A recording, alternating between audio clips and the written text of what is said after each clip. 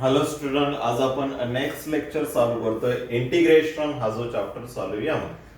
आता यामध्ये आपला जो टॉपिक चालू होता इंटिग्रेशन युझिंग पार्शियल फ्रॅक्शन. पाठीमागच्या लेक्चर मध्ये आपण काय बघितलं होतं, तर पार्शियल फ्रॅक्शनचे थोडे वेगळ्या टाईपचे एक्झाम्पल.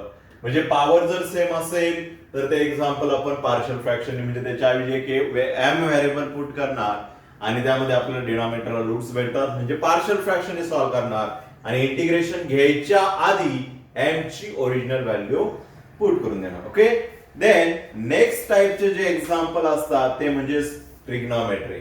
आता ट्रिग्नॉमेट्री वरती काय बघा, 1 म्हणजे इथं डायरेक्टली आपल्याला समजत नाही का पार्शियल फ्रॅक्शन इथं यूज करायचे का काही. मग अशा वेळी आपण बाकीच्या मेथड त्या ठिकाणी अप्लाय करून बघू. 3 + 2 cos थीटा. आता हे जे एक्झाम्पल आहे with respect to d theta, आता इथं व्हेरिएबलच थीटा दिलेला आहे डायरेक्टली. ओके, आता हे एक्झाम्पल व्यवस्थित चेक करून बघा बाकीच्या कुठल्या टाइपला कम्पेअर होतंय का. याच्या आधी बघितलं आपण इंटिग्रल ऑफ दी फॉर्म, यामध्ये फॉर्म नंबर जो थर्ड आहे याला कम्पेअर होईल का. 1/3 + 2 cos थीटा एवढी जर टर्म असती तर कम्पेअर झाला असता, बट याला मल्टिप्लाय त्या ठिकाणी साइन थीटा आहे. साइन थीटाचं डेरिव्हेटिव्ह कॉस थीटा त्यामध्ये आहे, बट कॉस थीटा हा डी थीटाला मल्टिप्लाय आहे का नाहीये, म्हणजे इथं सबस्टिट्यूशन देखील होणार नाही. लक्षात ठेवा, जो डेरिव्हेटिव्ह येतो तो डीएक्स किंवा डी थीटाला मल्टिप्लाय पाहिजे. म्हणजे ज्याचा डेरिव्हेटिव्ह दिला ती कुठे असली तरी चालेल, बट जो डेरिव्हेटिव्ह येतो तो डी थीटाला मल्टिप्लाय असायला पाहिजे. म्हणजे इथं सबस्टिट्यूशन नाहीये, इंटिग्रल ऑफ द फॉर्म नाहीये. ट्रिग्नॉमेट्रीचं काय यूज होईल का यामध्ये, फॉर्म्युले. तर ट्रिग्नॉमेट्रीचे देखील काहीच फॉर्म्युला यूज होणार नाही. काय साइन थीटाचा आणि कॉस थीटाचा आहे का काय फॉर्म्युला, नाहीये. मग अशा वेळी काय करणार या एक्झाम्पल मध्ये, तर एकदम सिंपल आहे. यामध्ये साइन थीटा जी टर्म आहे, बाहेरची जी टर्म, त्या टर्मनी न्यूमेटर आणि डिनॉमिनेटरला काय करणार, त्या ठिकाणी मल्टिप्लाय करणार. न्यूमेटर आणि डिनॉमिनेटरला साइन थीटानी त्या ठिकाणी मल्टिप्लाय करणार. Multiply by sine theta, multiply by sine theta. Sine थीटानी मल्टिप्लाय आणि डिवाइड करणार दोन्ही टर्मला. काय होईल बघा, 1 × साइन थीटा, साइन थीटाच होणार. आणि डिनॉमिनेटरला मल्टिप्लाय केलं तर साइन थीटा × साइन थीटा काय होणार या ठिकाणी, sine square theta. 3 + 2 cos theta d theta. 3 + 2 cos theta झालं. आता बघा या ठिकाणी पुढे काय करणार, then sine theta upon sine square theta आलं. काय केलं, फक्त साइन थीटाची बाहेरची टर्म आहे त्यांनी फक्त न्यूमेटर डिनॉमिनेटरला मल्टिप्लाय केलं. लक्षात ठेवा, साइन थीटा असू शकतो आणि कॉस थीटा बाहेर असू शकतो, हे लक्षात ठेवा त्या ठिकाणी. ओके, देन आता इथं ही टर्म आली साइन स्क्वेअर थीटा. आता आपल्याला साइन स्क्वेअर थीटाचा फॉर्म्युला माहित आहे. काय साइन स्क्वेअर थीटाचा फॉर्म्युला, तर sine square theta plus cos square theta is equal to value किती असते, 1. आपल्याला साइन स्क्वेअर थीटा काढायचा आहे, म्हणजे कॉस स्क्वेअर थीटा प्लस आहे, इकडे जाऊन काय होणार, तो मायनस होणार. 1 - कॉस स्क्वेअर थीटा. लक्षामध्ये. ओके, तर साइन स्क्वेअर थीटाच्या ऐवजी आपण व्हॅल्यू पुट करणार, ती म्हणजे कुठली, 1 - cos square theta plus 3 + 2 cos theta.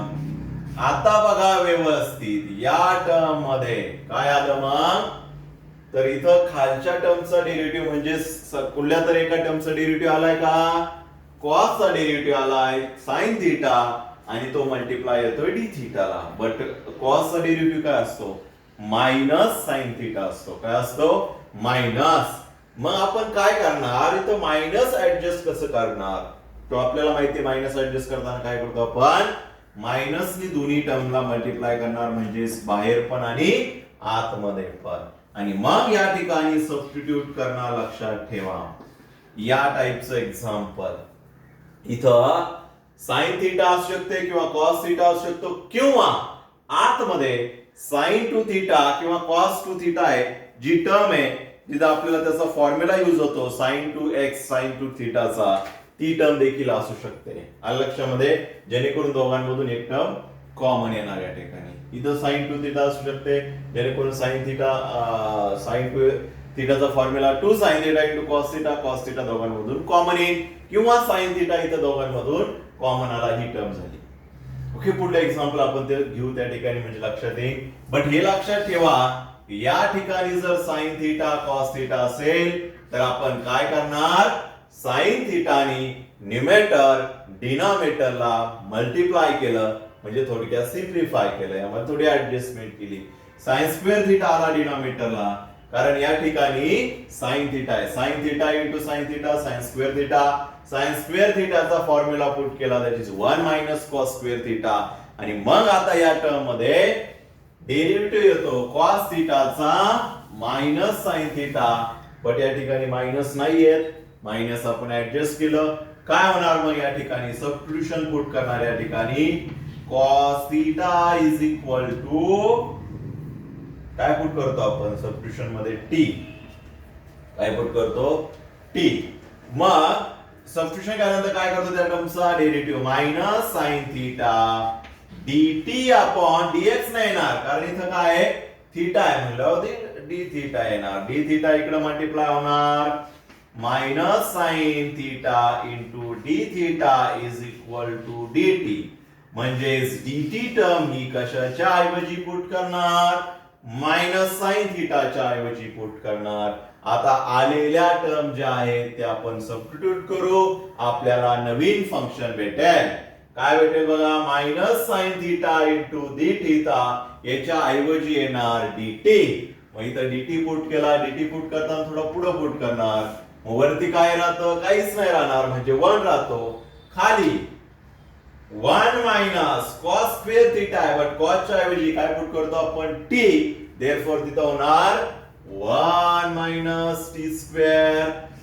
पुढल्या सेकंड टर्म मध्ये काय होईल, 3 as it is 2 as it is, constant नाही रिप्लेस होणार काहीच, 3 प्लस 2 कॉस थिटाच्या ऐवजी येणार t. झालं.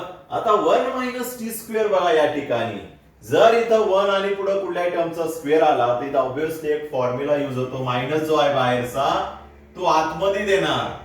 का आतमध्ये देणार, कारण इंटिग्रेशनच्या कधीही मायनस बाहेर घ्यायचं नसते, लक्षात ठेवा. ठीक आहे, मायनस बाहेर आतमध्ये दिलं 1 अपॉन, आणि इथं काय होणार 1 प्लस टी 1 मायनस टी.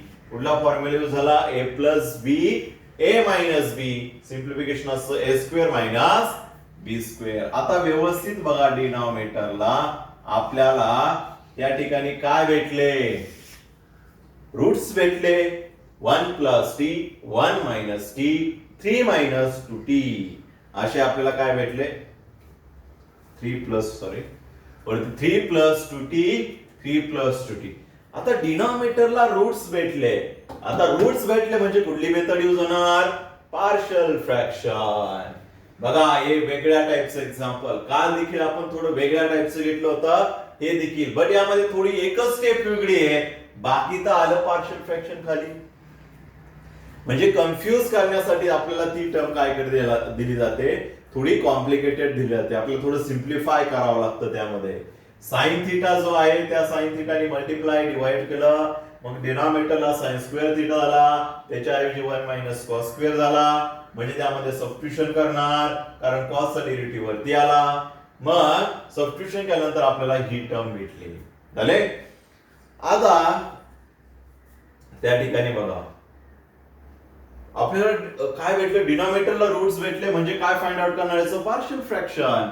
मग या टर्मचे पार्शियल फ्रॅक्शन मायनस घेणार, लक्षात ठेवा. म्हणून हा मायनस आतमध्ये घेतलाय आपण, मायनस पार्शियल फ्रॅक्शन येणार. काय होईल मग, -1 इज इक्वल टू, किंवा डायरेक्टली लिहू आपण -1 upon 1 plus t 1 minus T, पुढं 3 plus 2t is equal to काय येईल पार्शियल फॉर्म या टर्मचा, तर ए आपण कुठल्या टाइपचे रूट झाले, तिन्ही रूट्स वेगवेगळे. आता इथं म्हणा तुम्ही टीला मल्टिप्लाय 2 आहे तरी तो रूट्स असतो कारण टीचा पॉवर किती आहे 1 आहे म्हणजे तो काय झाला त्या ठिकाणी रूट झाला. पुढा काय आहे त्याचा partial form a upon first root 1 plus t plus b upon second root 1 minus t plus c upon third root that is 3 plus 2t झाला. देन पुढे पार्शियल फॉर्म राईट झाल्यानंतर पुढे काय करतो आपण ही डिव्हाइड टर्म इकडे मल्टिप्लाय होणार इकडे राहिलेली टर्म तशीच द्यायची लक्षात ठेवा -1 is equal to a upon 1 plus t 1 plus t 1 plus t and 1 minus t and 3 plus 2t plus b upon 1 minus t इथं मल्टिप्लाय होणार ही जी पूर्ण टर्म आहे ती that is 1 minus t 1 plus t 1 minus t and 3 plus 2t plus c upon काय होणार 3 plus 2t into bracket मध्ये 1 plus t 1 minus t and 3 plus 2t झाला. आता यामध्ये सिम्प्लिफाय करणार 1 plus t 1 plus t get cancel इथं काय होणार 1 minus t 1 minus t get cancel इथं 3 plus 2t 3 plus 2t get cancel remaining equation लिहिणार काय राहिलं इकडून लिहू आपण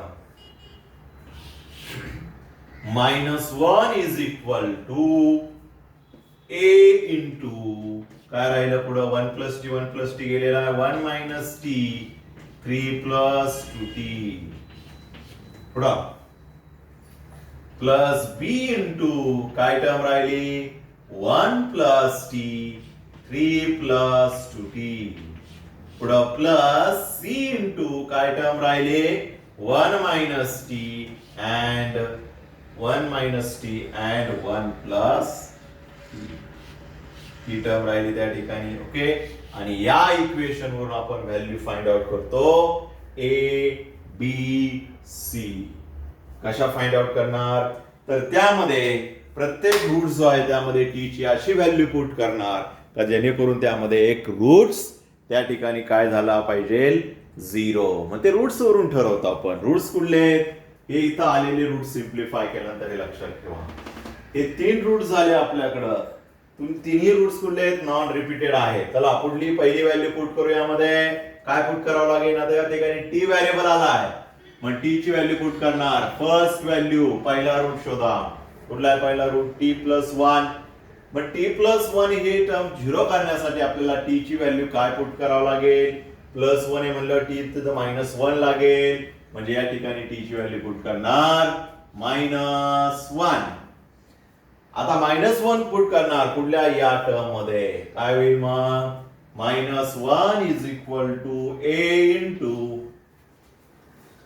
-1 सॉरी 1 -1 कारण टी ची व्हॅल्यू किती आहे -1 आहे ऑलरेडी मधला मायनस तसंच लिहिणार आपण पुढं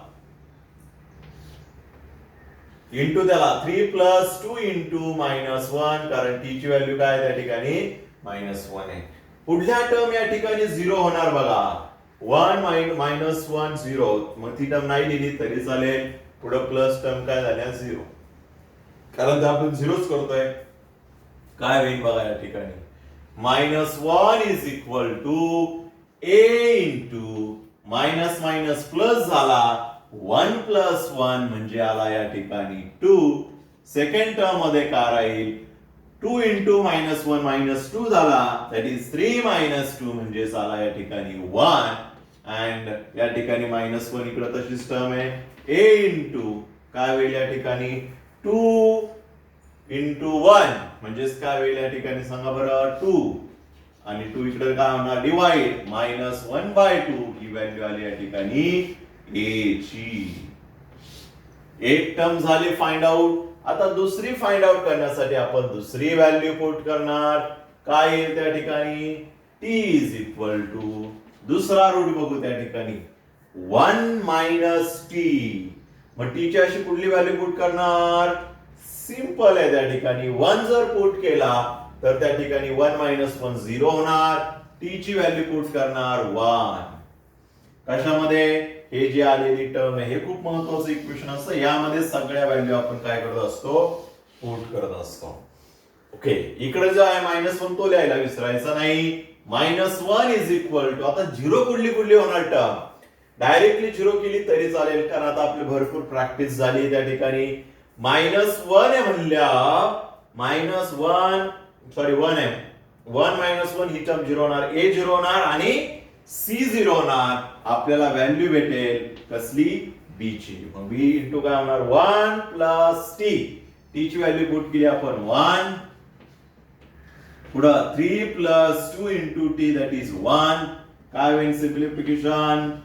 1 प्लस 1 काय झाला? 2. 3 plus 2 that is 5.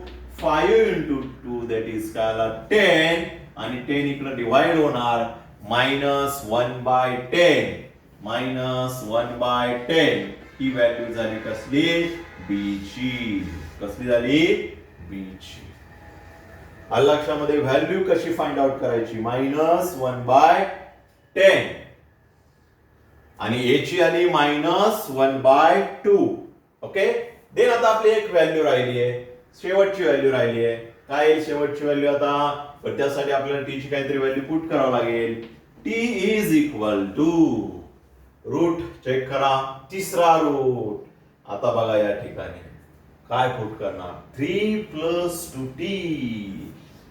3 + 2t he term 0 येण्यासाठी आपल्याला टी ची काय व्हॅल्यू पुट करावा लागेल? बरोबर, थोडं लॉजिक या ठिकाणी यूज. 3 + 2t या टर्म मध्ये आपल्याला टी ची अशी कुठली व्हॅल्यू पुट करणार का या टर्मचा आन्सर 0 यायला पाहिजे? इथं 3 आहे, ही 0 पुट केली तर 2 × 0 0. 3 + 0 3 आला, 0 तर येत नाही. मग 2 पुट केलं, 2 × 2 4. 4 + 3 7. काही पुट करा यामध्ये 0 येत नाही, मग अशी कुठली व्हॅल्यू पुट करावं लागेल? मग एक सिंपल त्यामधला ऑप्शन आहे बघा. ज्यावेळी अशी टर्म असते त्यावेळी काय करायचं? तर ही टर्म सिम्प्लिफाय करून टी ची व्हॅल्यू काढायची. काय येईल बघा? 2t + t तिकडे काय होणार? -3 + 3 तिकडे काय होणार? -3. That is t is equal to value आली -3/2. म्हणजे यामध्ये जर आपण टी ची व्हॅल्यू -3/2 जर पुट केली तर त्यामध्ये आन्सर येतं 0. मग इथं लिहून घ्या, हे पुढे तर लिहून घ्या साईडला. तर मला इथं एक्झाम्पल यायचं म्हणून क्लीन केलंय. -3/2. आता टी ची व्हॅल्यू पुट करणार -3/2. मग यामध्ये जिथं 3 + 2t जी टर्म आहे त्या सगळ्या त्यामध्ये 0 होणार. पहिली आणि बी म्हणजे ए आणि बी 0 होणार. आपल्याला व्हॅल्यू भेटेल त्या ठिकाणी -1 is equal to -1 is equal to -1 is equal to काय होईल?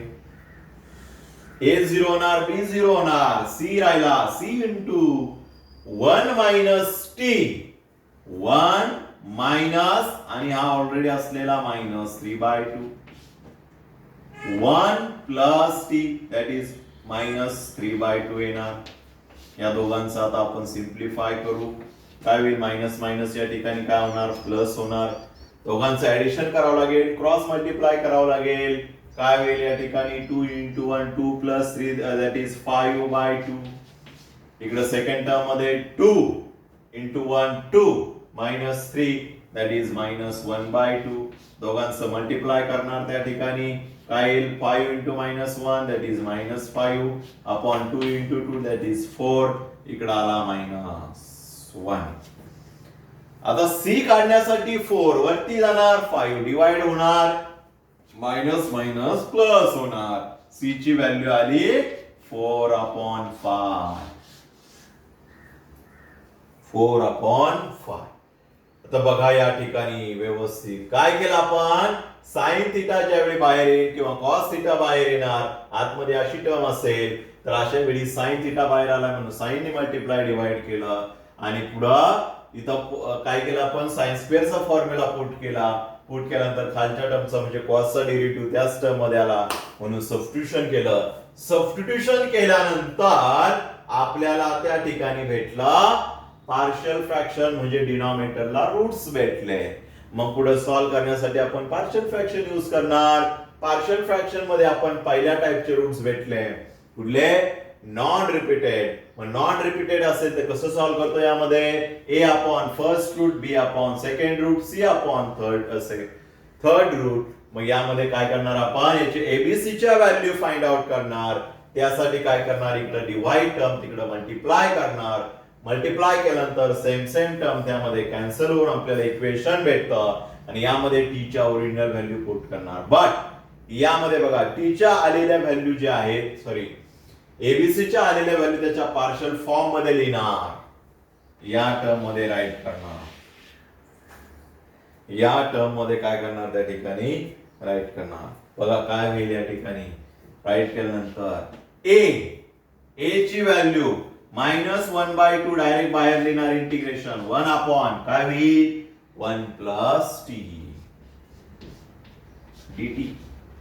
आता इथं म्हणा तुम्ही सबस्टिट्यूशन करायचं नाही का ओरिजिनल व्हॅल्यू टी ची. मग ती कधी करणार आपण एकदम शेवटला करायची असते लक्षात ठेवा. इंटिग्रेशन घेतल्यानंतर जे आपण कालचं केलं त्या पार्शियल फ्रॅक्शन झाल्यानंतर मग सबस्टिट्यूट करून मग इंटिग्रेशन घ्यायचं. दोघांमधला डिफरन्स समजून घ्या. कालच्या एक्झाम्पल मध्ये आपण पार्शियल फ्रॅक्शन झाले तिथं ओरिजिनल व्हॅल्यू लगेच पुट केली तर लगेच नाही डायरेक्टली शेवटला करायचं कारण सबस्टिट्यूशन आहे. सबस्टिट्यूशन मध्ये टी कधी पुट करतो आपण इंटिग्रेशन घेतल्यानंतर. काल फक्त आपण ऍडजस्टमेंट केली आहे एक्स स्क्वेअर च्या ऐवजी दुसरा कुठला व्हेरिएबल पुट केला आहे. पुढं बी ची व्हॅल्यू काय आली -1/10 म्हणजे -1/10 बाहेर येणार. इंटिग्रेशन मध्ये काय राहणार 1 अपॉन 1 मायनस टी dt. पुढं प्लस सी ची व्हॅल्यू सी जो आहे तो बाहेर येणार दॅट इज 4/5 आतमध्ये राहणार इंटिग्रेशन मध्ये 1/3 प्लस 2t. आता बघा इंटिग्रेशन कसं घेणार 1 प्लस टी चं इंटिग्रेशन डिनॉमिनेटरला टी खालच्या टर्मचा डेरिव्हेटिव्ह वरती येतो डायरेक्टली म्हणून या ठिकाणी लिहिणार आपण लॉग ऑफ 1 प्लस टी -1/10 इथं येतो का नाही कारण 1 मायनस टी चा डेरिव्हेटिव्ह -1 येतो. मग त्यासाठी आपण मायनस टी मल्टिप्लाय करणार. मायनस मायनस काय होणार पुढं प्लस होणार आणि मग या ठिकाणी येणार लॉग ऑफ 1 मायनस टी. पुढं प्लस 4/5 इथं 3 प्लस 2t चा डेरिव्हेटिव्ह 2 वरती आहे का नाहीये. 2 ने त्या ठिकाणी मल्टिप्लाय डिवाइड करणार. डिनॉमिनेटरचा 2 लागत नाही 5 into 2 काय होणार 10 आणि पुढे येणार लॉग ऑफ 3 प्लस 2t आणि पुढे लिहिणार प्लस हे झालं या टर्मचं इंटिग्रेशन. व्यवस्थित समजून घ्या. ट्रिग्नॉमेट्री टर्म जे आहेत त्यांच्यावरती आपल्याला इंटिग्रेशन घ्यायचं असेल तर इंटिग्रेशन कसं घेणार. काय केलं यामध्ये तर साइन थिटा जो बाहेर आहे त्यांनी मल्टिप्लाय आणि डिवाइड केलं. डिवाइड केल्यानंतर म्हणजे डिवाइड टर्मला मल्टिप्लाय केल्यानंतर sign theta into sine theta झाला साइन स्क्वेअर थिटा. त्याच्या ऐवजी पुट केला आपण 1 मायनस कॉस स्क्वेअर थिटा आणि मग त्यामध्ये टर्म आली कॉसचा डेरिव्हेटिव्ह वरती आला साइन थिटा. मग त्यामध्ये सबस्टिट्यूशन करणार आपण. साइन थिटाचं कॉस थिटाचा डेरिव्हेटिव्ह साइन थिटा आला म्हणलं कॉस थिटाचा टी. बट त्या ठिकाणी मायनस डेरिव्हेटिव्ह होतोय मायनस येण्यासाठी मायनसने मल्टिप्लाय डिवाइड केलं म्हणजेच बाहेर पण आणि आतमध्ये बट तो मायनस पुढे सबस्टिट्यूट केल्यानंतर आतमध्ये घ्यायचा पार्शियल फ्रॅक्शन फाइंड आउट करण्यासाठी. आलं लक्षामध्ये ओके. समजून घ्या व्यवस्थित लिहून घ्या एक्झाम्पल एक्झॅक्टली काय केलं एक्झाम्पल मध्ये. ओके या सारखं सेम एक्झाम्पल नेक्स्ट एक्झाम्पल काय बघा.